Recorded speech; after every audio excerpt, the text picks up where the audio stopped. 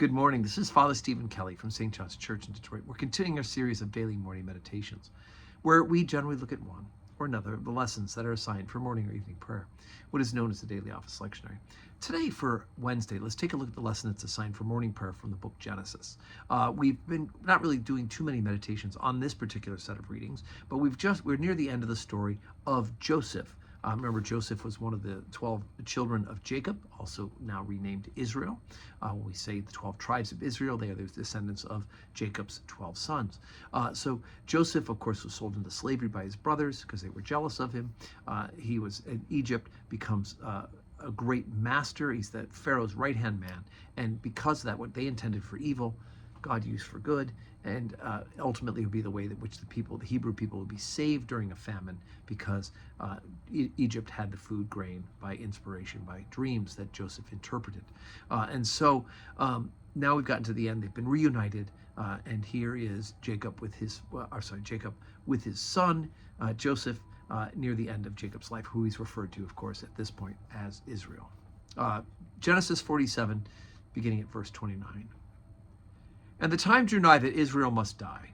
And he called his son Joseph, and said unto him, If now I have found grace in thy sight, put, I pray thee, thy hand under my thigh, and deal kindly and truly with me. Bury me not, I pray thee, in Egypt. But I will lie with my fathers, and thou shalt carry me out of Egypt, and bury me in their burying place. And he said, I will do as thou hast said. And he said, Swear unto me. And he sware unto him. And Israel bowed himself upon the bed's head. And Israel beheld Joseph's sons, and said, Who are these? And Joseph said unto his father, These are my sons, whom God hath given me in this place. And he said, Bring them, I pray thee, unto me, and I will bless them. Now the eyes of Israel were dim for age, so that he could not see. And he brought them near unto him, and he kissed them and embraced them. And Israel said unto Joseph, I had not thought to see thy face, and lo, God hath shown me also thy seed. And Joseph brought them out from between his knees, and he bowed himself with his face to the earth. And Joseph took them both, Ephraim in his right hand towards Israel's left hand, and Manasseh on his left hand towards Israel's right hand, and brought them near unto him. And Israel stretched out his right hand, and laid it upon Ephraim's head, who was the younger, and his left hand upon Manasseh's head, guiding his hands wittingly, for Manasseh was the firstborn. And he blessed Joseph, and said, Go, before whom my fathers Abraham and Isaac did walk, the God which fed me all my life long unto this day. The angel which redeemed me from all evil, bless the lads, and let my name be named on them, and the name of my fathers Abraham and Isaac, and let them grow into a multitude in the midst of the earth. And when Joseph saw that the father had laid his right hand upon the head of Ephraim, it displeased him, and he held up his father's hand to remove it from Ephraim's head unto Manasseh's head. And Joseph said unto his father, Not so, my father, for this is thy firstborn, put thy right hand upon his head. And his father refused, and said, I know it, my son, I know it. He also shall become a people, and he also shall be great. But truly his younger brother shall be greater than he, and his seed shall become a multitude of nations.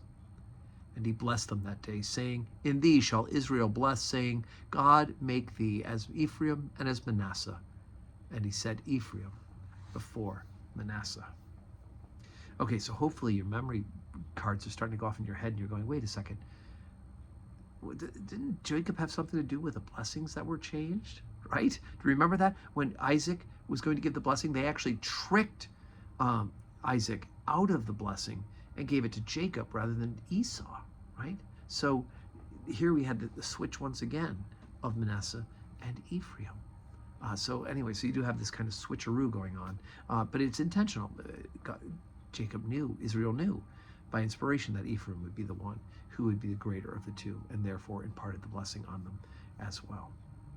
So, as I say, today's Wednesday, 12:15 Holy Communion, and 4 p.m. evening prayer. I hope you can join us in person, or join us on the live stream where you're watching this meditation. May God give you a wonderful Wednesday, full of blessings.